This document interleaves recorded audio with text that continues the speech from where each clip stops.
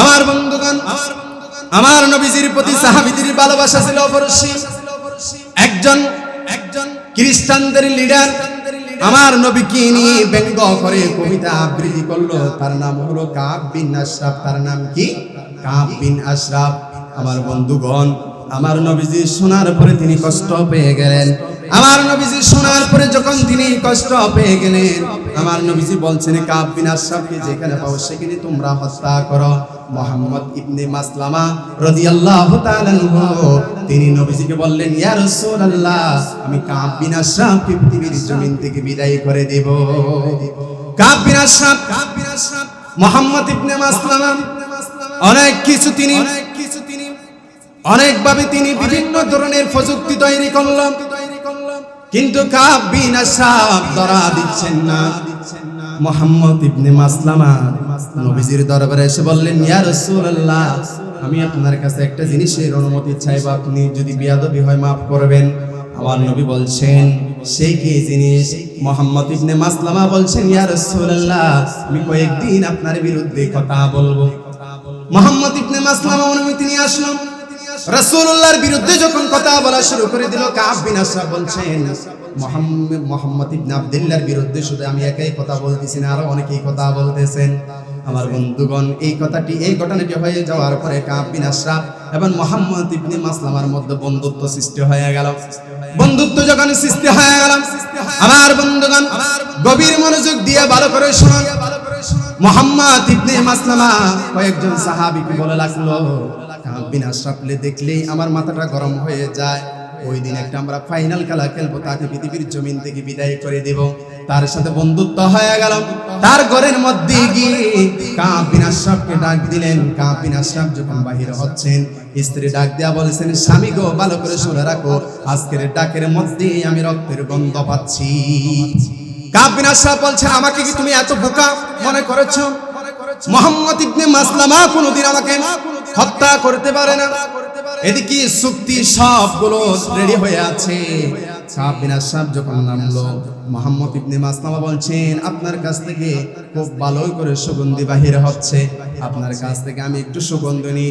চুলগুলো ধরলো। ওই সাহাবীদেরকে আগে থেকে বলে রাখছেন, আমি যখন তার চুল ধরে টান মারবো, সাথে সাথে তরবারি দিয়ে তাকে পৃথিবীর জমিন থেকে বিদায় করে দিবা, কারণ সে আমার নবীজির নামে ব্যঙ্গ করে কবিতা রচনা করেছে। ঠিক কিনা বলেন? তাহলে নবীজির ভালোবাসা বেশি ছিল, এই জন্য কাব বিন আশরাফকে পৃথিবীর জমিন থেকে বিদায় করে দিয়েছেন। আমার বন্ধুগণ, আজকে আমরা দেখতে পাচ্ছি রাসূলুল্লাহ সাল্লাল্লাহু আলাইহি ওয়াসাল্লামকে গালি দেওয়া এটা রুটিন হয়ে গিয়েছে। আমরা আমাদের শরীরের সমস্ত শক্তি নিয়ে বলছি, মান সাব্বা নাবিয়ান ফাকতুলুহু, যারা আমার নবীজিকে নিয়ে ব্যঙ্গ করবে তাদেরকে হত্যা করতে হবে। যদি রাষ্ট্র সে হত্যা না করে, তাহলে সেই রাষ্ট্রের বিরুদ্ধে আমাদেরকে কথা বলতেই হবে। আসসালামু আলাইকুম ওয়া রাহমাতুল্লাহি ওয়া বারাকাতুহু। ইন্নাল হামদালিল্লাহিল আকরামিল্লাযী খালাকাল ইনসানা ওয়া কাররামা ওয়া 'allamahu মিনাল বায়ানি মা lam ya'lam। فسبحان الذي لا يحصى امتنانه باللسان ولا بالقلم، نستغفره ونتوب إليه، ونشهد أن لا إله إلا الله وحده لا شريك له، ونشهد أن سيدنا وسندنا وحبيبنا ومولانا محمدا عبده ورسوله. أما بعد، فقد قال الله تبارك وتعالى في كلامه المجيد وفي فرقانه الحميد. أعوذ بالله من الشيطان الرجيم. بسم الله الرحمن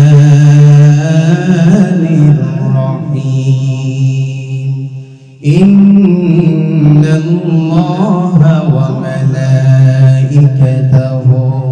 يصلون على النبي يا أيها الذين آمنوا صلوا عليه وسلموا تسليما اللهم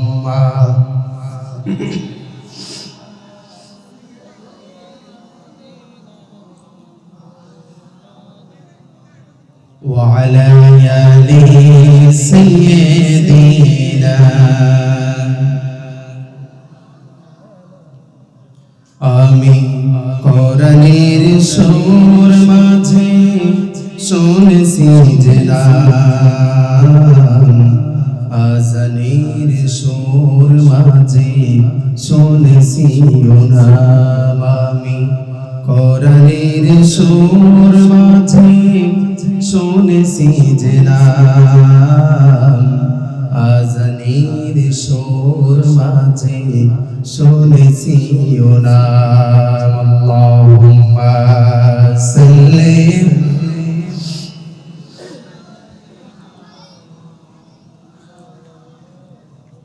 وعلى آل سيدنا بلغ العلا بكماله كشف الدجى بجماله حسنت جميع خصاله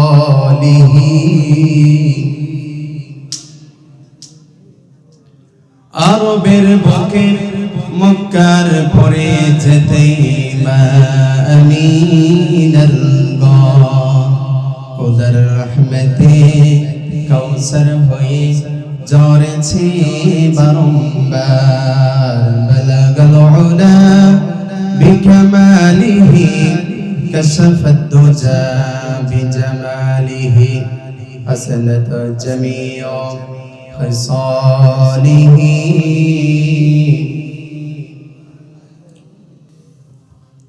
বিসমিল্লাহির রহমানির রহিম বাংলাদেশের অন্যতম সুপরিচিত জেলা কক্সবাজার জেলাধীন চকরিয়া উপজেলার দোলহাজাড়া ইউনিয়নের মালুমগঞ্জ পূর্ব ডোমখালী ইসলামাবাদ ইসলামী সমাজ কল্যাণ পরিষদের উদ্যোগে আয়োজিত আজকের এই ঐতিহাসিক তাফসীরুল কোরআন মাহফিলে মুহতারাম সম্মানিত সভাপতি ইসলামিয়া আরবিয়া দাখিল মাদ্রাসা সম্মানিত সিনিয়র শিক্ষক হযরত মাওলানা গিয়াসউদ্দিন সাহেব হাফিজাহুল্লাহ তাআলা ওয়া রাআ আল্লাহ তাআলা হুজুরকে ইসলামের জন্য কবুল করুক সকলে পড়ুন আমিন আজকের এই তাফসীরুল কোরআন মাহফিলের সম্মানিত প্রধান আলোচক যিনি আমার পরপরই আলোচনা করবেন আমাদের চট্টগ্রামের অন্যতম একজন আলোচক আলহাজ হযরত মাওলানা হাফেজ শরীফুল্লাহ জিহাদি সাহেব উনি আমাদের মাঝে আলোচনা করবেন আমার আগেই যিনি আলোচনা করেছেন আগ্রাবাদ কেন্দ্রীয় জামে মসজিদের সম্মানিত খতিব হযরত মাওলানা হাফেজ মুফতি রিদওয়ানুল কাদের সাহেব এর আগে আলোচনা করেছেন মাওলানা আবু বকর সাহেব আলোচনা করেছেন মাওলানা শাহাবুদ্দিন সাহেব যারাই আলোচনা করেছেন নিঃসন্দেহে আল্লাহর কোরআন থেকে আলোচনা করেছেন আল্লাহ পাক হুজুরদের কথাগুলো আমাদের সকলকে আমল করার তৌফিক দান করুক সকলে পড়ুন আমিন আজকের এই তাফসীরুল কোরআন মাহফিলে উপস্থিত হযরত উলামায়ে কেরাম মুরব্বিয়ানে কেরাম আমার সামনে বসা মুরব্বিয়ানে কেরাম এবং পর্দার আড়ালে অবস্থানরত শ্রদ্ধেয় সম্মানিত মা ও বোনেরা আলোচনার সূচনায় আবার সালাম দিচ্ছি আসসালামু আলাইকুম ওয়া রাহমাতুল্লাহি ওয়া বারাকাতুহু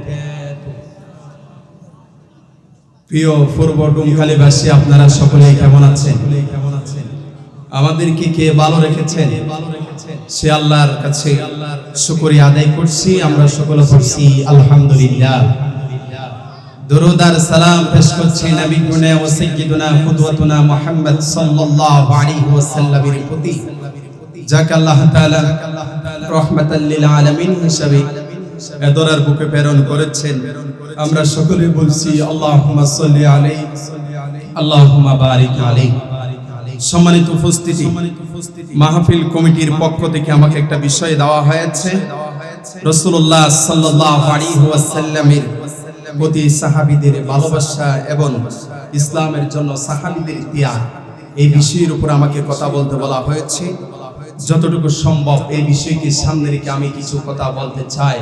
আল্লাহ যেন আমার জবান দিয়ে সঠিক কথাগুলো যেন বাহির করে আমরা সকলে পড়ছি আল্লাহুম্মা আমিন।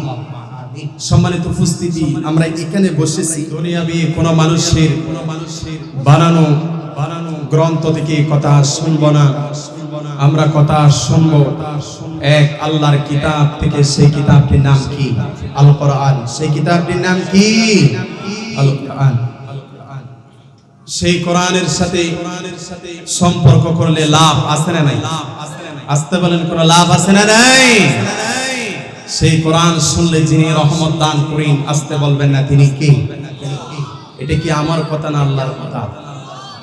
আমার আল্লাহ বলছেন, ওয়া ইযা কুরিয়াল কুরআনু ফাসতামিউ লাহু ওয়া আনসিতু লাআল্লাকুম তুরহামুন। আল্লাহু আকবার।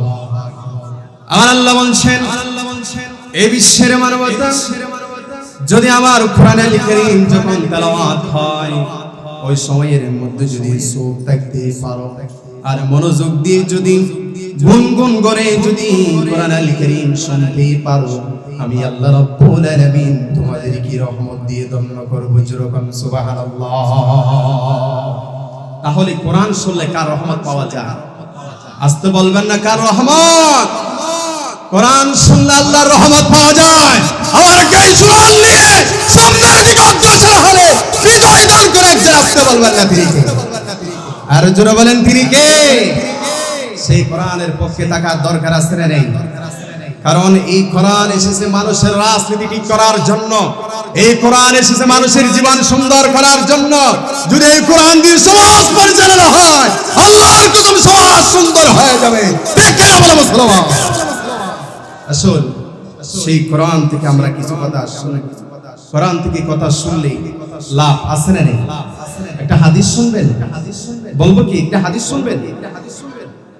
লিআন তাকদুয়া ফাতাআল্লামা আয়াতাম মিন কিতাবিল্লাহ। আল্লাহর হাবিব বলছেন, হে আবু যর, তুমি যদি কোরআন থেকে একটি আয়াতের অর্থ শিখতে পারো, আল্লাহ রাব্বুল আলামিন তোমার আমলনামায় 100 রাকাত নফল সালাত আদায় করলে যে সওয়াব, এর থেকে বেশি সওয়াব আল্লাহ রাব্বুল আলামিন তোমার আমলনামায় দিয়ে দিবে।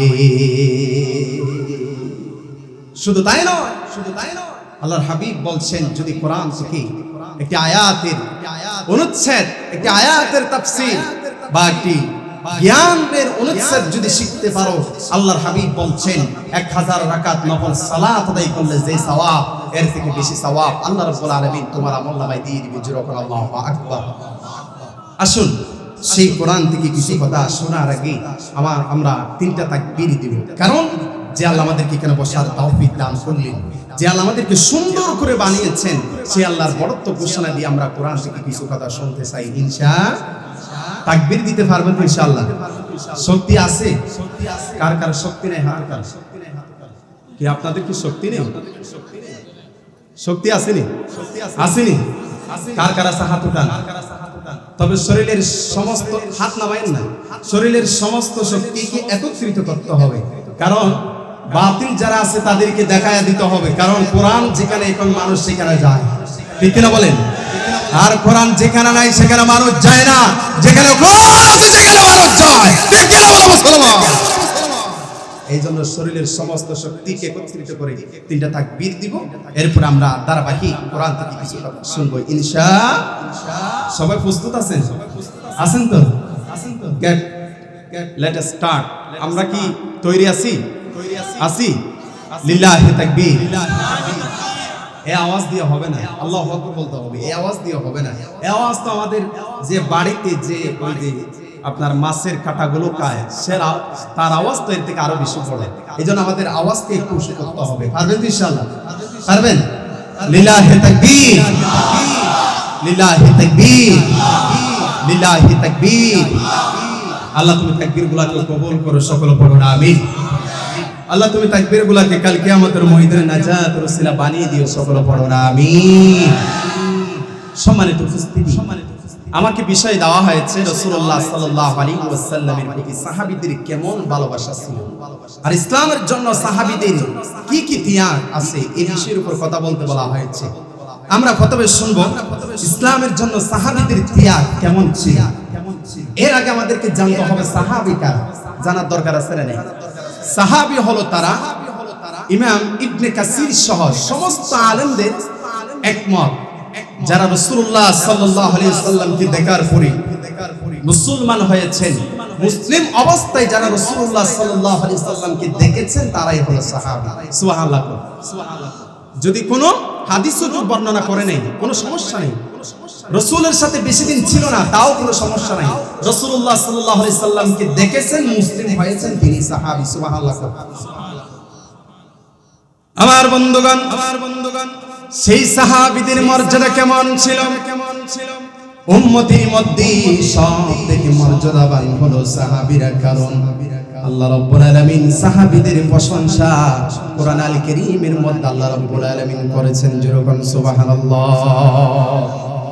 আমার বন্ধুগণ, দিলের খান দিয়ে শুনুন, আল্লাহ রাব্বুল আলামিন সাহাবীদের প্রশংসা কোরআন আল কারীমের 48 নম্বর সূরা সূরাতুল ফাতহ 29 নম্বর আয়াতের মধ্যে আল্লাহ রাব্বুল আলামিন সাহাবীদের প্রশংসা তিনি খুব সুন্দর করে করেছেন। আল্লাহ রাব্বুল আলামিন বলছেন, মুহাম্মাদুর রাসূলুল্লাহি ওয়াল্লাযীনা মা'আহু আশিদ্দাউ আলাল কুফফারি রুহামাউ বাইনাহুম। জোরকন আল্লাহু আকবার। আমার আল্লাহ বলছেন, মুহাম্মদ সাল্লাল্লাহু আলাইহি ওয়াসাল্লাম হলো আমি আল্লাহর রাসূল, ওয়াল্লাযীনা মা'আহু, আর তার সাথে যারা আছে অর্থাৎ সাহাবীরা, আর তার সাথে যারা আছে অর্থাৎ সাহাবীরা, আশিদ্দাউ আলাল কুফফার, তারা কাফেরদের বিষয়ে কঠোর ছিল, রহমাউ বাইনাহুম, তারা পরস্পরের মধ্যে দয়ালু ছিল। তাহলে সাহাবীরা যে ভালো, এই বিষয়ে যিনি কোরআন আল কারীমের মধ্যে প্রশংসা করেছেন, আস্তে বলবেন না তিনি কে? কারণ সাহাবীদের ইসলামের জন্য ত্যাগ অস্বীকার করা যাবে না। তাদের ত্যাগ যদি না থাকতো তাহলে আমরা আজকে এত সুন্দর ইসলাম ধর্মটা পেতাম না। আমার বন্ধুগণ, এই জন্য আল্লাহর হাবিব বলছেন, এই বিশ্বের মানবতা আমার সাহাবীদেরকে তোমরা গালি দিও না, কারণ সাহাবীরা ইসলামের জন্য যতটুকু ত্যাগ স্বীকার করেছে তোমরা তা করো নাই। এই জন্য আল্লাহ রাব্বুল আলামিন সাহাবীদের মর্যাদা আকাশচুম্বী করে দিয়েছেন। যেরকম সুবহানাল্লাহ। আমার নবী বলছেন, হযরত আবু সাঈদ খুদরী রাদিয়াল্লাহু তাআলা আনহু থেকে হাদিস বর্ণিত, লা তাসাব্বু আসহাবী, তোমরা আমার সাহাবীকে গালি করো না, গালি মন্দ করো না, কারণ এই সাহাবীদের সম্মান আল্লাহ রাব্বুল আলামিন আকাশচুম্বী করেছেন। এই বিশ্বের মানবতা ভালো করে শুনে রাখো, তোমরা যদি উহুদ পাহাড় পরিমাণ স্বর্ণ যদি ইসলামের জন্য দান করো, আর আমার সাহাবী যদি আদা মুদ্রা দান করে, আল্লাহ রাব্বুল আলামিনের কাছে সাহাবীদের দানটি অনেক বৃদ্ধি হয়ে যায়। যেরকম সুবহানাল্লাহ। আল্লাহ রাব্বুল আলামিন তাদেরকে এই মর্যাদা কেন দিয়েছেন? কারণ তারা ইসলামের জন্য, কারণ তারা রাসূলুল্লাহ সাল্লাল্লাহু আলাইহি ওয়াসাল্লামের মিশন এবং ভিশনকে বাস্তবায়ন করার জন্য ঘর ছেড়ে দিয়েছেন, বাস্তবায়ন করার জন্য মা বাবার আদর ছেড়ে দিয়েছেন, রাসূলুল্লাহর মিশন এবং ভিশনকে বাস্তবায়ন করার জন্য ঘর ছেড়ে দিয়েছেন। আমরা ইসলামের জন্য ঘর নয়, আমরা সামান্য ইসলামের জন্য 100 টাকা পর্যন্ত দান করতে পারি না, ঠিক নয় কি? সাহাবীরা রাসূলুল্লাহ সাল্লাল্লাহু আলাইহি ওয়াসাল্লামের মিশন এবং ভিশনকে বাস্তবায়ন করার জন্য ঘর ছেড়ে চলে গিয়েছেন, এবং রাসূলুল্লাহ সাল্লাল্লাহু আলাইহি ওয়াসাল্লামের মিশন এবং ভিশন কি সেটা জানার দরকার আছে না নাই? আরো জোরে বলেন, জানার দরকার আছে না নাই? মিশন এবং ভিশন কি? আল্লাহ রাব্বুল আলামিন কোরআনুল কারীমের 61 নম্বর সূরা সূরাত আস-সাফের 9 নম্বর আয়াতের ভিতর আল্লাহ তাআলা জানিয়ে দিচ্ছেন। আমার বন্ধুগণ, আল্লাহ তাআলা বলছেন, ওয়াল্লাযী আরসালা রাসূলাহু বিল হুদা ওয়া দীনিল হাক্কি লিইয়ুযহিরাহু আলাদ-দীনি কুল্লি ওয়ালাউ কারিহাল মুশরিকুন। জোরে বল আল্লাহু আকবার। আমার আল্লাহ হচ্ছেন সেই সত্তা যিনি তার রাসূলকে দ্বীনে হক ইসলাম এবং সঠিক পথ দিয়ে আল্লাহ রাব্বুল আলামিন তার রাসূলকে প্রেরণ করেছেন, যাতে করে অন্যান্য ধর্মের উপরে ইসলামটাকে তিনি বিজয় করতে পারেন। যখন সুবহানাল্লাহ। ইসলাম ছাড়া আরো অনেক ধর্ম আছে। হিন্দুদের সনাতন ধর্ম আছে, খ্রিস্টানদের খ্রিস্টীয় ধর্ম আছে, বৌদ্ধদের বৌদ্ধ ধর্ম আছে। সমস্ত ধর্মগুলো নিচে নেমে যাবে, ইসলামটার পতাকা পথ করে আল্লাহর আকাশের মধ্যে উঠবে। যখন সুবহানাল্লাহ। তাহলে ইসলামটাকে বাস্তবায়ন করার জন্য আর কোরআনের আইন সমাজের মধ্যে বাস্তবায়ন করার জন্য সাহাবীদের ত্যাগের কথা আমি সারা রাত বলতে রাত শেষ হয়ে যাবে, তারপরে তাদের ত্যাগের কথা আমি বলতে শেষ করতে পারবো না। সুবহানাল্লাহ। রাসূলুল্লাহর মিশনকে বাস্তবায়ন করার জন্য যদি মা বাধা দিয়েছে, মায়ের কথা বাদ দিয়ে দিয়েছে, তারপর রাসূলের মিশন এবং মিশনকে বাস্তবায়ন করতে হবে। আমার বন্ধুগণ, আল্লাহর নবীর একজন সাহাবী হযরতে সাআদ ইবনে আবি ওয়াক্কাস কালিমা পড়ে মুসলমান যখন হয়ে গেল, মা তাকে ডাক দেয়া বললেন, সাআদ, শুনেছি তুমি নাকি কালিমা পড়ে মুসলমান হয়ে গিয়েছো।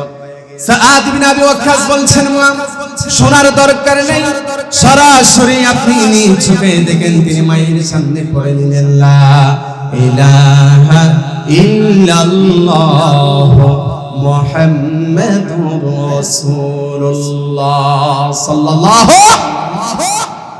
হযরত সাআদ ইবনে আবি ওয়াক্কাস যখন মায়ের সামনে কালিমা যখন পড়ে নিল, মা বলতেছে, ও সন্তান, ছোটবেলায় তোমাকে আমি অনেক আদর যত্ন নিয়ে বড় করেছি, তুমি আমার কথা শোনো, ইসলামটা ছেড়ে দাও, ঈমানটা ছেড়ে দাও। সাআদ ইবনে আবি ওয়াক্কাস বলছেন, জীবন দিয়ে জীব, ইসলাম থেকে এক পা পর্যন্ত পিছু হাঁটতে পারবো না।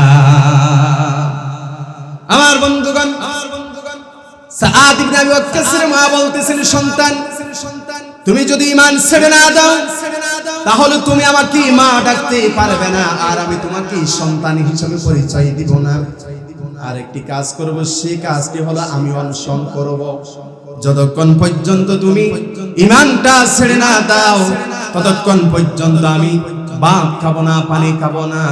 এই রোদের মধ্যে দাঁড়িয়ে দাঁড়িয়ে আমি আমার জীবনটা শেষ করে দেব। সাআদ বলছেন, মা, এমনটি করা যাবে না, কারণ আমি আপনাকে ভীষণ ভালোবাসি। মাকে ডাক দেয়া বলছেন, মা, দুনিয়ার ক্ষণস্থায়ী জীবন, এই দুনিয়া থেকে বিদায় নেওয়ার পরে রাস্তা হবে দুইটি। কয়টি? আর জোরে বলেন, কয়টি? ফারিকু ফিল জান্নাতি ওয়া ফারিকুন ফিস সাঈর। জোরে বলেন আল্লাহু আকবার। রাস্তা গেল একটি জান্নাতে, আরেকটি গেল জাহান্নামে। তিনি মাকে বোঝাচ্ছেন, মা, তুমি যদি ঈমানটা আনো তাহলে তুমি জান্নাতের দিকে যেতে পারবা, আর যদি তুমি ঈমান না আনো তাহলে তোমাকে জাহান্নামের দিকে যেতে হবে। তিনি মাকে বোঝাচ্ছেন, মাকে দাওয়াত দিচ্ছেন। একদিন হয়ে গেল, মা বাহিরে দাঁড়িয়ে আছে, খাবার খাই না, ঘুমাই না, পানিও পান করে না, মায়ের অবস্থা করুণ হয়ে গেল। সাআদ ইবনে আবি ওয়াক্কাস এসে বলছেন, মা, শুনে রাখো, আল্লাহর শপথ করে বলতেছি, আপনি একবারে মৃত্যুবরণ করলেন, আল্লাহ পাক আপনাকে আবার জীবিত করলো। একবার দুইবার নয়, এইরকম যদি 100 বারও যদি হয়, তারপর আমি সাআদ ইবনে আবি ওয়াক্কাস ঈমান থেকে এক পা পর্যন্ত পিছু হাঁটবো না। যেরকম সুবহানাল্লাহ। তাহলে আপনি 100 বার মৃত্যুবরণ করেন, আবার জীবিত হন, তারপর আমি ঈমান ছাড়তে পারবো না। তাহলে সাহাবীরা ইসলামের জন্য সর্বপ্রথম ত্যাগ করেছে মায়ের ভালোবাসা। কিসের ভালোবাসা? আরে জোরে বলেন, কিসের ভালোবাসা? মায়ের ভালোবাসা ত্যাগ করেছে। এরপরে শুনুন, সাহাবীরা হিজরত করে মক্কা থেকে মদিনায় চলে গিয়েছেন। ওয়া ইয ইয়ামকুরু বিকাল্লাযীনা কাফারু লিয়ুসবিতুকা আও ইয়াকতুলুকা আও ইয়াখরুজুকা। জোরে বলেন আল্লাহু আকবার। আমার নবী যখন মক্কার মধ্যে দ্বীনের দাওয়াত পৌঁছিয়ে দিচ্ছেন, মক্কার কাফিররা তেলে আর বেগুনের মতো গরম হয়ে গেল। কিভাবে মুহাম্মদকে স্টপ করা যায় তারা সিদ্ধান্ত নিয়ে নিলেন। বড় বড় তিনটি সিদ্ধান্ত নিল।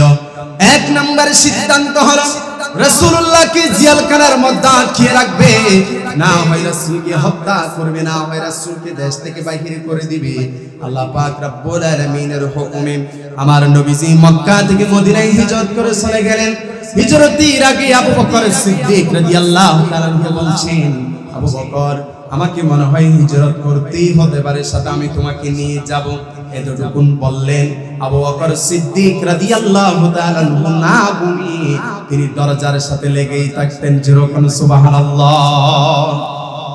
তাহলে সাহাবীদের ত্যাগের কথা সারা রাত যদি আমি বলি তারপরও শেষ হবে না। আমার বন্ধুগণ, সাহাবীরা ইসলামের জন্য নিজের জীবন ত্যাগ করলেন, ইসলামের জন্য সম্পদ ত্যাগ করলেন, ইসলামের জন্য ঘর বাড়ি ত্যাগ করলেন। তারপরে ইসলাম থেকে এক পা পর্যন্ত তারা পিছু হাঁটে নাই। যেরকম সুবহানাল্লাহ। রাসূলুল্লাহর সাহাবী নাম হলো আব্দুল উজ্জা। নাম কি? সবাই বলেন আব্দুল উজ্জা। নাম কি? হে আব্দুল উজ্জা ছোট বয়সে বাবাকে হারিয়েছেন, মায়ের গর্ভে বড় হয়েছেন, তার মাকে তার চাচা বিবাহ করলেন। আমার বন্ধুগণ, আব্দুল উজ্জার কাজ ছিল চাচার ঘরের মধ্যে যে সমস্ত পশু ছিল রাখালগিরি করত, পশুগুলো তিনি ছড়াতেন। রাসূলুল্লাহর দ্বীনের দাওয়াত যখন তার কান বরাবর গেলেন, তিনি দেরি করেন নাই, সাথে সাথে তিনি কালিমা পড়ে মুসলমান হয়ে গিয়েছেন। যেরকম সুবহানাল্লাহ। আর বন্ধুগণ, আব্দুল উজ্জা যখন কালিমা পড়ে মুসলমান হয়ে গেল, এদিকে তার সাথে সংবাদটি পেয়ে গেল। চাচা বলতেছেন, ভাতিজা তুমি নাকি কালিমা পড়ে মুসলমান হয়ে গিয়েছো। আর বন্ধুগণ, আব্দুল উজ্জা বলছেন, ও চাচা ঈমান এনেছি, কি সমস্যা? আমি ইসলাম ধর্ম গ্রহণ করে নিয়েছি। চাচা বলতেছেন, ভাতিজা বড়ই ভুল করেছো, ঈমান ছাড়ো, না হয় আমি তোমাকে যত সম্পদ দিয়েছি সমস্ত সম্পদগুলো তুমি আমাকে দিয়ে দাও। এই কথাটি যখন বললাম, আব্দুল উজ্জা বলছেন, যত সম্পদ আছে সমস্ত সম্পদগুলো আপনি নিয়ে নেন, আমি আপনাকে দিয়ে দিলাম। চাচা বলতেছেন, ভাতিজারে তোমার শরীরের মধ্যে যেই কাপড় আছে ওই কাপড় হলো আমার টাকা দিয়ে কিনা, সুতরাং ওই কাপড় পর্যন্ত দিয়ে দিতে হবে। আব্দুল উজ্জা কেঁদে কেঁদে বললেন, চাচা আমার শুনেন, আমি আপনাকে বাবার মতো সম্মান করি, আমি আপনাকে মর্যাদা দিয়ে এতটুকুন পর্যন্ত এসেছি। চাচা গো, শরীরের কাপড়টা নিয়ে না, সমস্ত সম্পদগুলো দিয়ে দিলাম। চাচা জোর করে তার শরীর থেকে পরনের কাপড়গুলো খুলে নেওয়া হলো।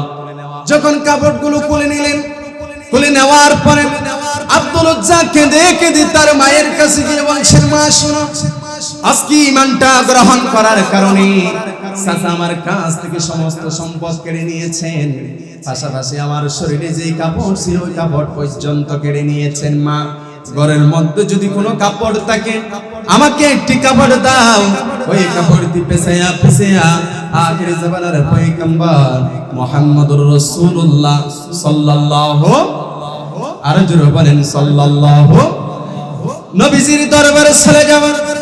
মাও কেঁদে দিলেন, সন্তানকে এক টুকরো কাপড় দিলেন, ওই কাপড়টাকে তিনি দুই টুকরো করলেন। এক টুকরো দিয়ে তিনি লজ্জাস্থান রাখলেন, আর এক টুকরো কাপড় দিয়ে তিনি তার পিঠের উপরে দিলেন। কেঁদে কেঁদে দৌড়ায়া দৌড়ায়া নবীজির দরবারে চলে গেলেন। ফজরের নামাজের সময় হয়ে গেল। ফজরের নামাজের পরে আব্দুল উজ্জার সাথে মহাবিশ্বের মহানবী মুহাম্মদ সাল্লাল্লাহু আলাইহি ওয়াসাল্লামের সাথে সাক্ষাৎ হয়ে গেল। যেরকম সুবহানাল্লাহ।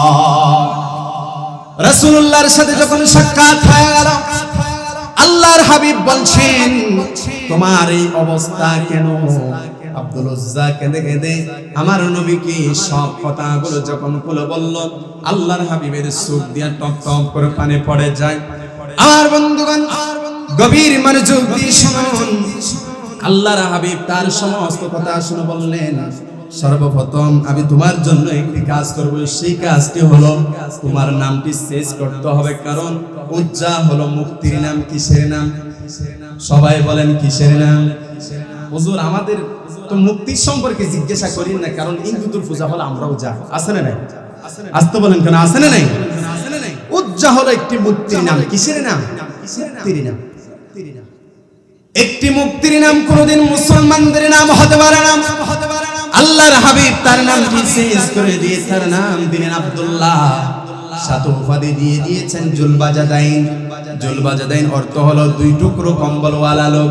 আমার নবীজির কাছে গিয়ে সব কথাগুলো খুলে বলল, আর নবীজির কাছে তিনি আশ্রয় নিয়ে নিলেন। যদি ইমানটা যদি ছেড়ে দিতেন, সম্পদ থাকতো, কি থাকতো? সম্পদ থাকতো, তার পরনের কাপড় থাকতো। আর ইমানটা ছেড়ে না দেওয়ার কারণে তার কোনো সম্পদ নাই, তার শরীরের সমস্ত কাপড় পর্যন্ত কেড়ে নেওয়া হয়েছে। এতটুকুন ত্যাগ শুধুমাত্র করেছে ইসলামের জন্য। কিসের জন্য? আর জোরে বলেন কিসের জন্য? ইসলাম ধর্মকে যিনি মনোনীত ধর্ম করে, শ্রেষ্ঠ ধর্ম করে পাঠিয়েছেন, গলার আওয়াজকে উঁচু করে বলুন তো তিনি কে? এই ইসলামের বাহিরে গিয়ে যদি কোনো কাজ করেন, আল্লাহ কি কবুল করবে কি? আস্তে বলেন, কেন কবুল করবে কি? وَمَن يَبْتَغِ غَيْرَ الْإِسْلَامِ دِينًا فَلَن يُقْبَلَ مِنْهُ وَهُوَ فِي الْآخِرَةِ مِنَ الْخَاسِرِينَ। জোরে আল্লাহু আকবার। আল্লাহ বলছেন ইসলামের বাহিরে গিয়ে কোনো কাজ করলে আমি আল্লাহ কোনোদিন কবুল করব না। কথাগুলো কার? আর জোরে বলেন কার কথা? আল্লাহ রাব্বুল আলামিনের কথা। এই জন্য ইসলামের জন্য সাহাবীরা কতটুকু ত্যাগ স্বীকার করলেন। আব্দুর রহমান ইবনে আউফ মক্কার মধ্যে তার বাড়ি ছিল, সম্পদ ছিল, সমস্ত সম্পদগুলো ছেড়ে দিয়ে তিনি মদিনায় এসে এতিমের মতো হয়ে গিয়েছেন। এতটুকু ত্যাগ কোনো কিছুর জন্য করে নাই, তিনি এতটুকু ত্যাগ করেছেন একমাত্র ইসলামের জন্যই। ঠিক নয় কি? আমার বন্ধুগণ, তাহলে রাসূলুল্লাহ সাল্লাল্লাহু আলাইহি ওয়াসাল্লামের মিশন এবং মিশনকে বাস্তবায়ন করার জন্য সাহাবীরা ঘর ছেড়ে চলে এসেছেন, সম্পদ ছেড়ে দিয়েছেন, মায়ের আদর ছেড়ে দিয়েছেন, সব কিছু ছেড়ে দিয়েছেন শুধুমাত্র ইসলামটাকে প্রতিষ্ঠা করার জন্যই। ঠিক না বলেন? ইসলামকে প্রতিষ্ঠা করার জন্য সাহাবীরা জীবন বিলিয়ে দিয়েছেন। আর আমরা ইসলামটাকে প্রতিষ্ঠা করার জন্য এক করতে পারি না। আল্লাহর কসম, যতক্ষণ পর্যন্ত এক করতে পারবেন না, ততদিন কোনদিন ইসলাম কায়েম হবে না, হবে না, হবে না। ঠিক কিনা বলেন মুসলমান? এই জন্য ইসলামটাকে প্রতিষ্ঠা করার জন্য আমাদেরকে এক হতে হবে। কি হতে হবে? আমরা কি এক আছি? আমরা এক হুজুর আর এক হুজুরকে দেখতে পাই না। ঠিক কিনা বলেন? আমি একটা কথা বারবার বলি, আচ্ছা বলেন তো, কচু পাতা চিনেন আপনারা? চিনেন তো? পানি রাখা সম্ভব? সম্ভব। কচু পাতার মধ্যে পানি রাখা যেমন অসম্ভব, এই দেশের সমস্ত হুজুরদেরকে এক রাখা এটাও অসম্ভব। ঠিক কিনা বলেন?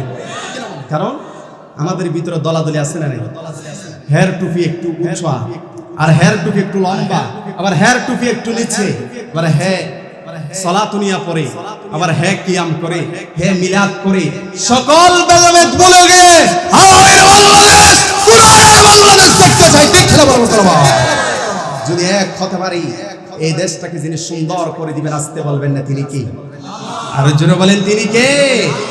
সাহাবীদের মধ্যে কি কোনো ভেদাভেদ ছিল? ছিল? দেখে এক সাহাবী অন্য সাহাবীকে বলছে, তুই আহলে হাদিস, তুই হানাফি, তারপরে তুই অমুক, এরকম কি কোনো সাহাবীরা বলছে? আপনারা বলেন কেন? হে আহলে হাদিস, হে জামাতি বক্তা। আর মিয়া জামাত করার জন্য কিছু জিনিসের দরকার আছে। ঠিক কিনা বলেন? সবার জন্য জামাত, মানে জামাতের সাথে সম্পর্ক করা, এটা সকলে করতে পারে না, কারণ এই সংগঠনে ঢোকার জন্য অনেক কিছু জিনিসের দরকার আছে না নাই? আচ্ছা, এই জন্য আমাদেরকে এরকম উপাধি দিয়ে কোনো লাভ নেই ভাই। আল্লাহ বলছেন মুসলমান হতে, কি হতে বলছেন আল্লাহ? আমাদের ফার্স্ট আইডেন্টিটি হচ্ছে আমি একজন মুসলমান। ঠিক কিনা বলেন? দেখি আমার আর অন্য কোনো পরিচয় আছে? আল্লাহ কবরের জিন্দেগিতে প্রশ্ন করবেন, তুই বিএনপি ছিলি কিনা বল, প্রশ্ন করবে? করবে? তুই জামাতি ছিলি কিনা বল, প্রশ্ন করবে? তুই সরমনায় ছিলি কিনা প্রশ্ন করবে? আল্লাহ বলবে ওয়া আনতুম মুসলিমুন, তুমি মুসলমান ছিলে কিনা, এটাই হলো আমার প্রশ্ন। ঠিক কিনা বলেন? তাকে মুসলমান হন, মুসলমান হয়ে এক হয়ে যান, দেখবেন শুধু সমাজ নয়, শুধু ইউনিয়ন পরিষদ নয়, শুধু উপজেলা নয়, রাষ্ট্র পর্যন্ত সুন্দর হয়ে যাবে। ঠিক কিনা বলে মুসলমান? আবার বন্ধুগণ, তাহলে ইসলামের জন্য সাহাবীদের ত্যাগ অনেক আছে না? নেই? আছে। তাদের মিশন কি ছিল? রাসূলুল্লাহ ইসলামের মিশন এবং ভিশনকে বাস্তবায়ন করা তাদের একমাত্র উদ্দেশ্য ছিল। সেই মিশন এবং ভিশন হলো ওয়াদিনুল হক, দ্বীন হক তথা ইসলাম। সুবহানাল্লাহ। তথা কি? ইসলাম। তথা কি? ইসলাম। আর যারা ইসলাম মানে তাদেরকে বলা হয় কি? মুসলমান। তাদেরকে বলা হয় কি? মুসলমান। তা আমরা মুসলমান হব না অন্য জাতি হব? কারা কারা অন্য জাতি হবেন হাত উঠান। সকলে মুসলমান হবেন? কারা কারা মুসলমান হবেন হাত উঠান। ভেদাভেদ নেই। আমরা কি? হাত নামান কেন? হাত নামাইছেন কেন? হাত উঠান। আমরা কি? হাত নাড়া দেন। আমরা কি? আল্লাহ আমাদেরকে কবুল করুক, সকলে পড়ুন আমিন। তাহলে ইসলামের জন্য সাহাবীদের ত্যাগ অপরিসীম, এটা গণনা করে শেষ করা যাবে না। আপনার হযরতে ইয়াসার রাদিয়াল্লাহু তাআলা পরিবারের দিকে তাকান। হযরত ইয়াসার রাদিয়াল্লাহু তাআলা ঈমানটা গ্রহণ করার কারণে ইয়াসারের উপর অত্যাচার, নির্যাতন, নিপীড়ন শুরু করে দিয়েছেন। আম্মার যখন প্রতিবাদ করতে গেল, মক্কার কাফেররা আম্মারের উপর অত্যাচার, নির্যাতন, নিপীড়ন শুরু করে দিল। এদিকে সুমাইয়া দেখার সাথে সাথে দৌড়ায়া এসে বলছেন, এই মক্কার কাফেররা যে অপরাধ করার কারণে আমার সন্তানের উপর আক্রমণ করলা, আমার স্বামীর উপর আক্রমণ করলাম, সে অপরাধ আমি নিজেই করেছি। এই কথাটি বলার কারণে হযরত সুমাইয়া রাদিয়াল্লাহু তাআলা আনহুকে এক হাত ঘোড়ার সাথে বাঁধলেন, আর এক হাত ঘোড়ার সাথে বাঁধলেন। দুই দিকে দুইটি ঘোড়া ছুটে চলে গেল। বর্ষা দিয়ে আঘাত করা হলো, সুমাইয়া শহীদ হয়ে গেল। আমার নবীজির তখন ক্ষমতা ছিল না, তিনি কোনো কিছুই বলতে পারতেছেন না। তিনি লুকায়া লুকায়া একটি কথা বলছেন, সবরন আলা ইয়াসার ফাইন্না মাউইদাকুমুল জান্নাহ। ও ইয়াসারের পরিবার ধৈর্য ধরো, আল্লাহর জান্নাতে অনায়াসে প্রবেশ করতে পারবা। যুবক সুবহানাল্লাহ। তাহলে সাহাবীদের ত্যাগ ছিল অপরিসীম ইসলামের জন্য। তারা যতটুকুন ত্যাগ স্বীকার করেছে, আজকের মুসলমান যদি ততটুকুন ত্যাগ স্বীকার করতো, আল্লাহর কসম এই দেশের মধ্যে ইসলাম কায়েম হতে বেশি দিন লাগতো না। আমাদের ত্যাগ নাই বললেই চলে। সম্মানিত বন্ধুগণ, ইসলামটা একদিন বিজয় হবে, ঠিক কিনা বলেন? আজ হোক কাল হোক, একদিন ইসলাম প্রতিষ্ঠা হবে। সেই দিন সূরার বাটপারগুলোর বিচার হবে, একজনও কোনোদিন ছাড় পাবে না, ঠিক কিনা বলেন মুসলমান? কারণ আমরা আমাদের প্রাণের বিশ্বাস, আমরা আল্লামা দেলোয়ার হোসেন সাঈদীর বিচার চাই। এই দেশে যদি 50 বছর পরে শেখ মুজিবের যদি বিচার হতে পারে, 100 বছর পরে হলো এই জমিনের মধ্যে আল্লামা দেলোয়ার হোসেন সাঈদীর আমরা বিচার চাই, ঠিক কিনা বলেন মুসলমান?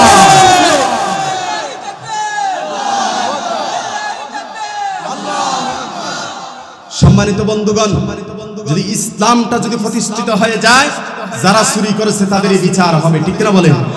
যারা দেশের টাকা পাচার করে বিদেশে পাঠিয়ে দিয়ে বেগম পাড়ায় বাড়ি করেছে, সবগুলোর বিচার হবে একদিন, ঠিক কিনা বলেন মুসলমান? এই দেশের অর্থনীতির এই অবস্থা কেন?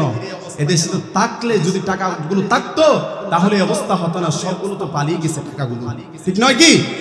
সবগুলো তাদের সাথে পালিয়ে গিয়েছে। সম্মানিত বন্ধুগণ, আমাদেরকে ইসলামের জন্য ত্যাগ করতে হবে।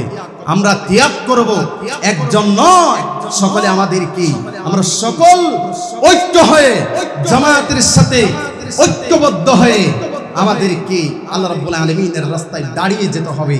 যদি দাঁড়িয়ে যেতে পারি, আল্লাহ তাআলার রহমত আসবে, আর বিজয় মুসলমানদেরই হবে। সুবহানাল্লাহ বলবেন না? এটা কি মোল্লার কথা না আল্লাহর কথা, নাকি আমি মোল্লা বানাই বলছি? আল্লাহ তাআলা বলছেন, ইন্নাল্লাহা ইউহিব্বুল্লাযীনা ইউকাতিলুনা ফী সাবিলিহি সাফফান কাআন্নাহুম বুনয়ানুম মারসুস। সুবহানাল্লাহু আকবার। আমার আল্লাহ বলছেন, আমি তাদেরকে ভালোবাসি যারা আমার রাস্তার মধ্যে এসে সীসা গলিয়ে ডালাই খরার প্রাচীরের মতো যারা দাঁড়িয়ে যায়, আমি আল্লাহ রাব্বুল আলামিন তাদেরকে রহমত দিয়ে ধন্য করব। আর যারা আমার রহমত পেয়ে যায় তারাই তো বিজয় হয়ে যায়। সুবহানাল্লাহ। সম্মানিত বন্ধুগণ, আমাকে বিষয় দেওয়া হয়েছে সাহাবীদের ইসলামের জন্য ত্যাগ। তাহলে সাহাবীরা অনেক কিছু ত্যাগ করেছেন, সম্পদ ছেড়ে দিয়েছেন, ঘর বাড়ি ছেড়ে দিয়েছেন। এরপরে তারা জায়গা জমি ছেড়ে দিয়েছেন, মায়ের ভালোবাসা, বাবার ভালোবাসা তারা ছেড়ে দিয়েছেন। একজন সাহাবী তো ইসলামের জন্য নিজের বাপকে শেষ করে দিয়েছেন। আল্লাহু আকবার বলবেন না? আর একটা আসতে বলেন আল্লাহু আকবার। বদরের যুদ্ধে, কোন যুদ্ধে? হযরতে উবাইদা ইবনুল জাররাহ রাদিয়াল্লাহু তাআলা আনহু জিহাদের ময়দানে গিয়েছেন, যুদ্ধ শুরু হয়ে গেল। বাপ হচ্ছেন কাফের, ছেলে হচ্ছে কি? মুসলিম। বাপ কাফের, ছেলে কি? মুসলিম। যুদ্ধ করতে করতে এক পর্যায়ে তার তরবারির সামনে তার বাবা চলে আসলেন। উবাইদা ইবনুল জাররাহ চিন্তা করলেন, আহা, ছোটবেলায় বাবা তো অনেক আদর যত্ন করেছে, বাবা কি মারা যায় কি? তিনি সিদ্ধান্ত নিয়ে তরবারিটি একটু পিছন দিক দিয়ে নিয়ে গেলেন। এরপর তিনি আবার চিন্তা করলেন, যদি আমি আজকে এই তরবারি যদি পিছনে নিয়ে যদি চলে যায়, তাহলে তো রাসূল তো আমাকে তার দল থেকে বাহির করে দিবি, এটা কোনোদিন সম্ভব হতে পারে না। উবাইদা ইবনুল জাররাহ রাদিয়াল্লাহু তাআলা আনহু তিনি তরবারি বাহির করে তার বাপকে পৃথিবীর জমিন থেকে বিদায় করে দিয়েছেন। যখন আল্লাহু আকবার। যুদ্ধ শেষে সকল সাহাবীর চেহারার মধ্যে হাসি আর হাসি, বিজয়ের হাসি। কিন্তু উবাইদা ইবনুল জাররাহ রাদিয়াল্লাহু তাআলা চেহারা মলিন হয়ে আছে। আল্লাহর হাবিব প্রশ্ন করলেন, উবাইদা, তোমার চেহারা আজ এরকম মলিন হয়ে আছে কেন? তোমার চেহারা আছে অবস্থা কেন? এক সাহাবী বললেন, ইয়া রাসূলুল্লাহ, আজকে উবাইদার বাপ শহীদ, উবাইদার বাপ পৃথিবীর জমিন থেকে বিদায় নিয়ে নিলেন। আমার নবী বলছেন, উবাইদার বাপকে তোমরা কারা মেরেছো? এক সাহাবী বলছেন, উবাইদার বাপকে কেউ মারা নাই, ইসলামের জন্য উবাইদা তার নিজের বাপকে তিনি শেষ করে দিয়েছেন। যেরকম আল্লাহু আকবার। তাহলে সাহাবীদের ত্যাগ আছে না নেই? আসতে বলেন কেন? সাহাবীদের ত্যাগ আছে না নাই? সাহাবীরা সব ছেড়ে দিয়েছেন, কিন্তু রাসূলের ভালোবাসা, আল্লাহ তাআলার ভালোবাসা, রাসূলের অনুসরণ অনুকরণ তারা ছাড়তে পারে নাই। কারণ তারা জেনেছে, যদি রাসূলকে অনুসরণ করতে পারলে আল্লাহর ভালোবাসা পাওয়া যায়। সুবহানাল্লাহ। আল্লাহ রাব্বুল আলামিন বলছেন, কুল ইন কুনতুম তুহিব্বুনাল্লাহা ফাত্তাবিউনি ইউহিব্বুকুমুল্লাহু ওয়া ইয়াগফির লাকুম যুনুবাকুম ওয়াল্লাহু গফুরুর রহিম। আল্লাহু আকবার। আর আল্লাহ বলছেন, হ্যাঁ নবী, আপনি বলে দিন, যদি আপনার উম্মতরা যদি আমি আল্লাহর ভালোবাসা পেতে চায়, ফাত্তাবিউনি, তারা যেন আপনাকে অনুসরণ করে, অনুকরণ করে। আমরা অনুসরণ করি মুহাম্মদ সাল্লাল্লাহু আলাইহি ওয়াসাল্লাম। রাসূলকে অনুসরণ করব এক জায়গায় না সব জায়গায়। আরো জোরে বলেন, এক জায়গায় না সব জায়গায়। যদি কোনো ক্রমে রাসূলের আনুগত্যের মধ্যে যদি ত্রুটি হয়ে যায়, উহুদের যুদ্ধের মধ্যে আমরা সমস্যার মধ্যে পড়ে যাব, দুনিয়ার মধ্যে ক্ষতিগ্রস্ত হয়ে যাব, আখিরাতের মধ্যে ক্ষতিগ্রস্ত হয়ে যাব। বলেছেন একজন, তিনি কে? আরো জোরে বলেন, কে?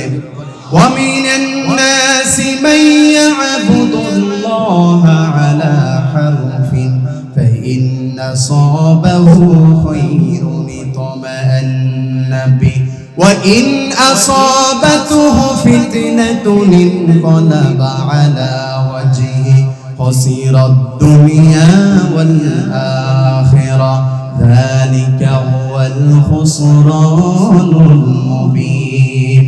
আল্লাহু আকবার।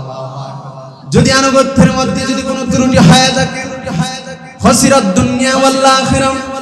আমার পাশে দুইজন বিজ্ঞ আলেম আছে, একজন সরাসরি আমার উস্তাদ, আরেকজন আমার উস্তাদ সমতুল্য। দুইজন মানুষ আমার পাশে বসা।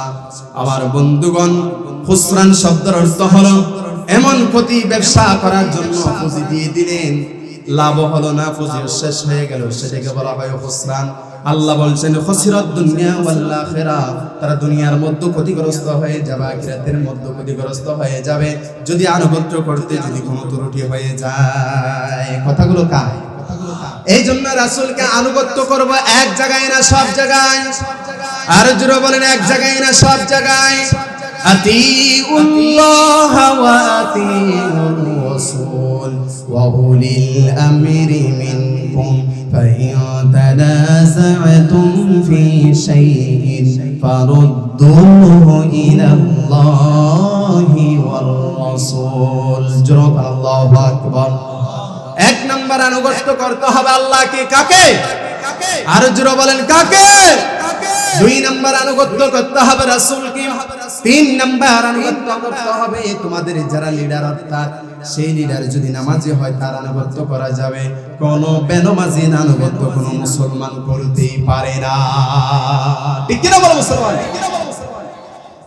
যার ভিতরে নামাজ নাই যার ভিতরে দিয়ান নাই যার ভিতরে জ্ঞান নাই সে তো আল্লাহ রাব্বুল আলামিনের হুকুম অমান্য করলো সে নিজের দায়িত্ব পালন করতে ব্যর্থ হলো যে নিজের দায়িত্ব পালন করতে ব্যর্থ হয় সে কোনোদিন মানুষের দায়িত্ব পালন করতে পারবে না ঠিক কি না বলে তাহলে এক নাম্বার আনুগত্য করব কাকে দুই নাম্বার আনুগত্য করতে হবে মুহাম্মদ সাল্লাল্লাহু তিন নাম্বার আনুগত্য করতে হবে যিনি লিডার সেই লিডার নামাজি হলে তার আনুগত্য করতে হবে আবার আমরা বন্ধু বানাবো তিনজনকে কয়জনকে আরো জোরে বলেন কয়জনকে ইন্নামা ওয়ালিয়ুকুমুল্লাহু ওয়া রাসূলুহু والذين آمنوا الذين يقيمون الصلاة ويؤتون الزكاة وهم راكعون جزاك الله أكبر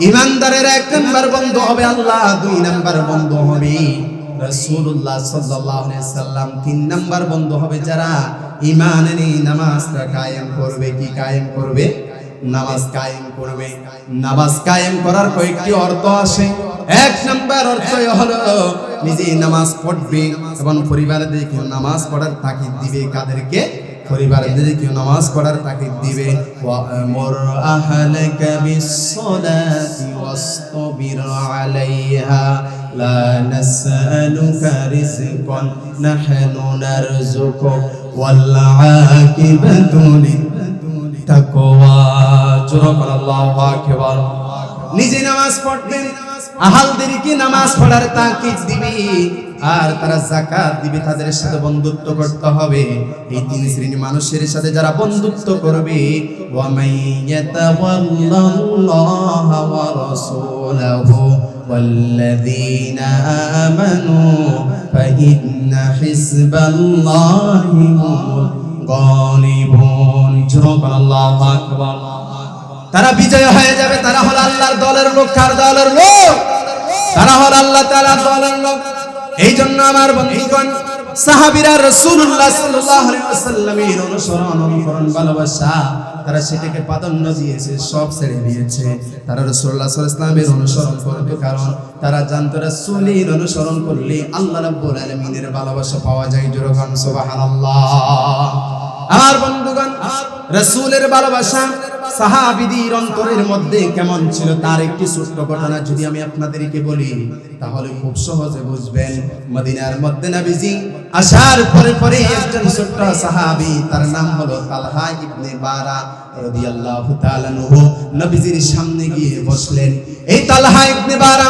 রাদিয়াল্লাহু তাআলা আনহু নবীজির গায়ের দিকে তিনি বারবার যেতে যাচ্ছেন আল্লাহর হাবিব তার দিকে তাকায়া মুস্কি একখানা হাসি মারে আবার তিনি সেখান থেকে চেহারাটি ঘুরায় আনেন তালহা ইবনে বারা রাসূলুল্লাহকে বলছেন ইয়া রাসূলুল্লাহ ইয়া হাবিবাল্লাহ আপনি আমাকে যেটাই আদেশ করবেন আমি সেটাই পালন করবই সুবহানাল্লাহ আমার নবী দুষ্টামি করে বলছেন এ তালহা ইবনে বারা শোনো তোমার বাবার শরীর থেকে মাথাটা আলাদা করে আমার কাছে নিয়ে আসো আমার নবীজি যখন এই কথাটি বলল সাথে সাথে তালহা ইবনে বারা তরবারি নিয়ে দৌড়ায়া তার বাবা শরীর থেকে মাথাটি কেটে আনার জন্য গেল আল্লাহর হাবিব পিছন দিক দিয়ে ডাক দেয়া বলছেন তালহা ইবনে বারা ভালো করে শোনো আমি নবী এসেছি সন্তান দিয়ে বাবার মাথা কাটার জন্য আসি নাই আমি বরঞ্চ এসেছি সন্তানের হক সন্তানের হবে বাবার হক বাবা ভাবে সেই কাজটুকু করার জন্য আল্লাহ আমাকে পাঠিয়েছেন জোরে বলুন সুবহানাল্লাহ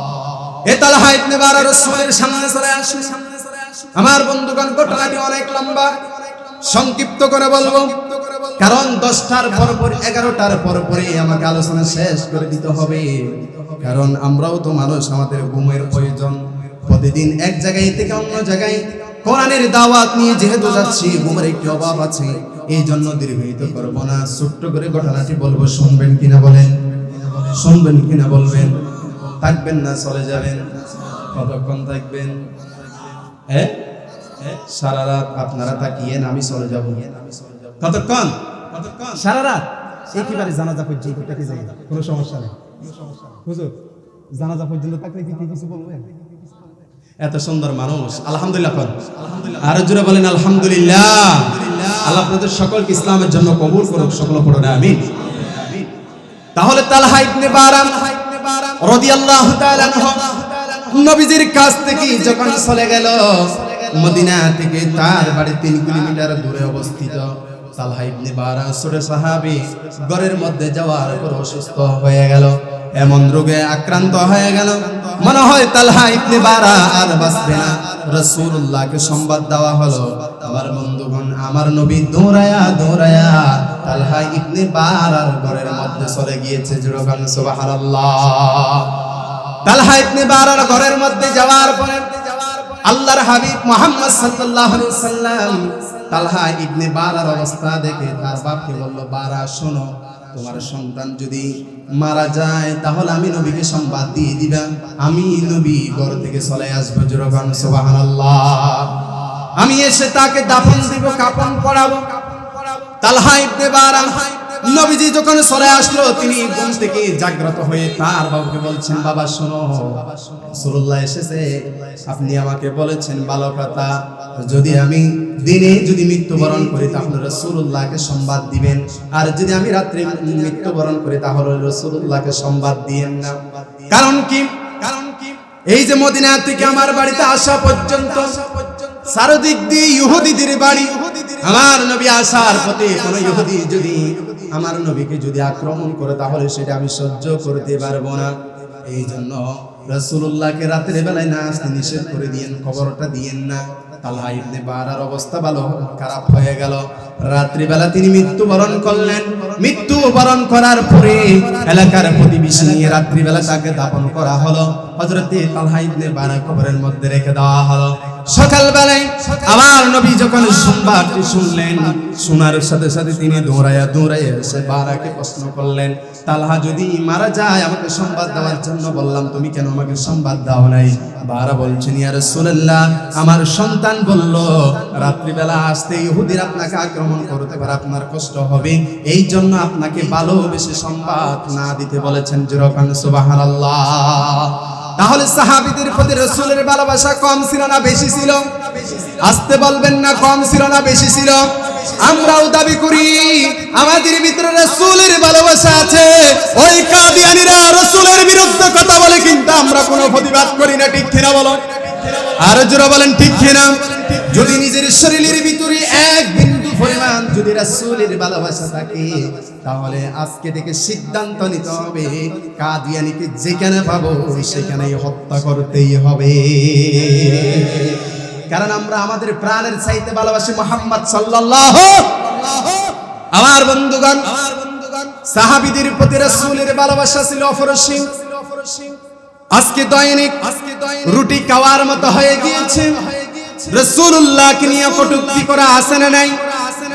আজকে যদি ইসলামটা কায়েম হয়ে যেত, রাসূলুল্লাহকে নিয়ে কটূক্তি করে কোন কাফেরের বাচ্চা, মুনাফিকের বাচ্চা এক কদম সামনে যেতে পারত না। আমার বন্ধুগণ, মান সাব্বা নাবিয়ান ফাকতুলুহু, কেউ যদি নবীকে নিয়ে ব্যঙ্গ করে, গালি করে, তাহলে তাকে হত্যা করতে হবে, তাকে পৃথিবীর জমিন থেকে বিদায় করে দিতে হবে। এই পৃথিবীর জমিনের মধ্যে বেঁচে থাকার তার কোনো অধিকার, আসতে বলবেন না অধিকার। এই জমিনের মালিক কে? এই জমিনের মালিক যিনি, তার বন্ধু হলেন মুহাম্মদ সাল্লাল্লাহু। আমার বন্ধুগণ, এই জমিনে ওই আসমানে যা আছে সব কিছুর মালিক কে? আর জোরে বলেন কে?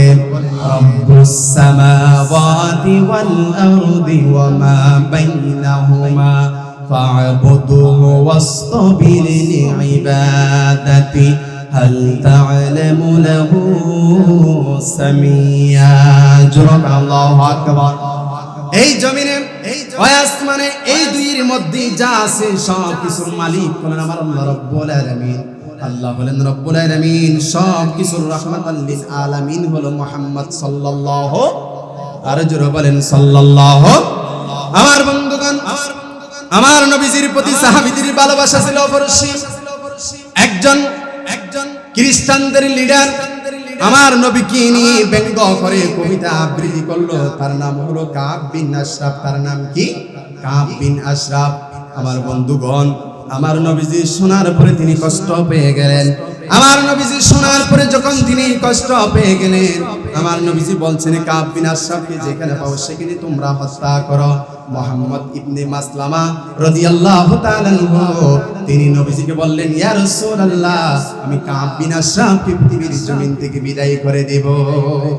কাব বিন আশরাফ মুহাম্মদ ইবনে মাসলামা অনেক কিছু তিনি অনেকভাবে তিনি বিভিন্ন ধরনের প্রযুক্তি তৈরি করলেন, কিন্তু কাব বিন আশরাফ ধরা দিচ্ছেন না। মুহাম্মদ ইবনে মাসলামা নবীজির দরবারে এসে বললেন, ইয়া রাসূলুল্লাহ, আমি আপনার কাছে একটা জিনিসের অনুমতি চাইবো, আপনি যদি বেয়াদবি হয় মাফ করবেন। আমার নবী বলছেন, সেই কি জিনিস? মুহাম্মদ ইবনে মাসলামা বলছেন, ইয়া রাসূলুল্লাহ, আমি কয়েকদিন আপনার বিরুদ্ধে কথা বলবো। মুহাম্মদ ইবনে মাসলামা অনুমতি নিয়ে আসলেন। রাসূলুল্লাহর বিরুদ্ধে যখন কথা বলা শুরু করে দিল, কাব বিন আশরাফ বলছেন, মুহাম্মদ ইবনে আব্দুল্লাহর বিরুদ্ধে শুধু আমি একাই কথা বলতেছি না, আরো অনেকেই কথা বলতেছেন। আমার বন্ধুগণ, এই ঘটনাটি হয়ে যাওয়ার পরে কাব বিন আশরাফ এবং মুহাম্মদ ইবনে মাসলামার মধ্যে বন্ধুত্ব সৃষ্টি হয়ে গেল। বন্ধুত্ব যখন সৃষ্টি হয়ে গেল, আমার বন্ধুগণ গভীর মনোযোগ দিয়ে ভালো করে শুনুন। মুহাম্মদ ইবনে মাসলামা কয়েকজন সাহাবীকে বলে লাগলো, কাব বিন আশরাফকে দেখলেই আমার মাথাটা গরম হয়ে যায়। ওই দিন একটা আমরা ফাইনাল খেলা খেলবো, তাকে পৃথিবীর জমিন থেকে বিদায় করে দেব। তার সাথে বন্ধুত্ব হয়ে গেল। তার ঘরের মধ্যে গিয়ে কাব বিন আশরাফকে ডাক দিলেন। কাব বিন আশরাফ যখন বাহির হচ্ছেন, স্ত্রী ডাক দেয়া বলেছেন, স্বামী গো, ভালো করে শুনে রাখো, আজকের ডাকের মধ্যে আমি রক্তের গন্ধ পাচ্ছি।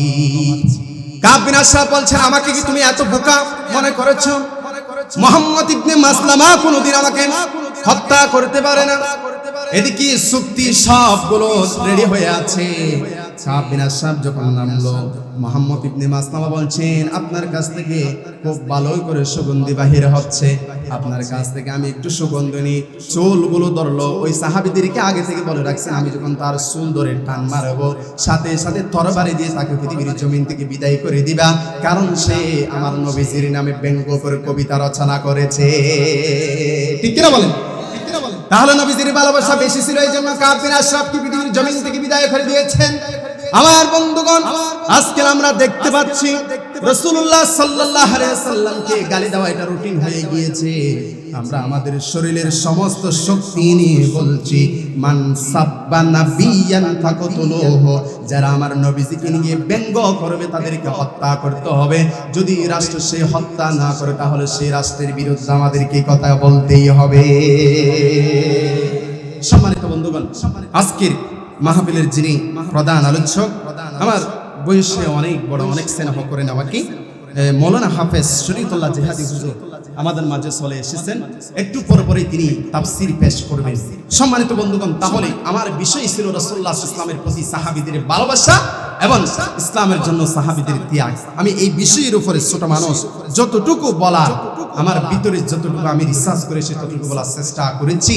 আল্লাহ পাক রব্বুল আলামিন আমাদের সকলকে ইসলামের জন্য ত্যাগী মানুষ হিসেবে কবুল করুক। সকলে পড়ুন আমিন। আর জোরে বলেন আমিন। তাহলে আমার বন্ধুগণ, রাসূলুল্লাহ সাল্লাল্লাহু আলাইহি ওয়াসাল্লামকে অনুসরণ করলে কার ভালোবাসা পাওয়া যায়? আল্লাহর ভালোবাসা পাওয়ার জন্য সাহাবীরা রাসূলকে অনুসরণ করেছেন।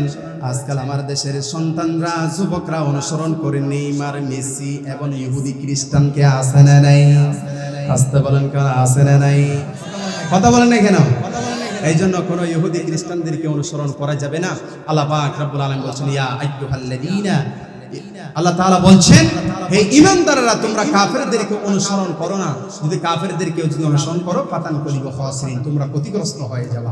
এই জন্য আমি যে বিষয়ের উপরে আলোচনা করছিলাম সেটা হচ্ছে রাসূলুল্লাহ ইসলামের প্রতি সাহাবীদের ভালোবাসা, যে ভালোবাসা দেখিয়েছেন হযরতে তালহা ইবনে বারা, যে ভালোবাসা দেখিয়েছেন হযরতে মুহাম্মদ ইবনে মাসলামা, আর যে সমস্ত সাহাবীরা যে সমস্ত সাহাবীরা মক্কার জিন্দেগিতে ঈমান এনেছিল, সমস্ত সাহাবীরা ইসলামের জন্য ত্যাগ করেছেন। হযরত আবু বকর সিদ্দিক রাদিয়াল্লাহু তাআলা তিনি ইসলামের জন্য ত্যাগ করেছেন। এইজন্য যদি প্রয়োজন হয় আমাদেরকে ইসলামের জন্য যদি জান দিতে হয়, জান দিতে প্রস্তুত থাকতে হবে। ঠিক না বলো মুসলমান? কোন বাতিলের কাছে মাথা নত করা যাবে না। কারণ আগামীর বাংলাদেশ কুরআনের বাংলাদেশ, আগামীর বাংলাদেশ ইসলামের বাংলাদেশ। ঠিক না বলো মুসলমান? সকলকে ভেদাভেদ ভুলে গিয়ে এক কথা হবে, ইসলামী আন্দোলনের শপথ নিয়ে সকলকে সামনের দিকে অগ্রসর হবে। দেখা হবে বিজয়ের দ্বার প্রান্তে। সবাই ভালো থাকবেন, সুস্থ থাকবেন। আবারও দেখা হবে কোরআনের ময়দানে। ওয়া তৌফিক ইল্লা বিল্লাহ। আসসালামু আলাইকুম ওয়া রাহমাতুল্লাহি তাআলা ওয়া বারাকাতুহু।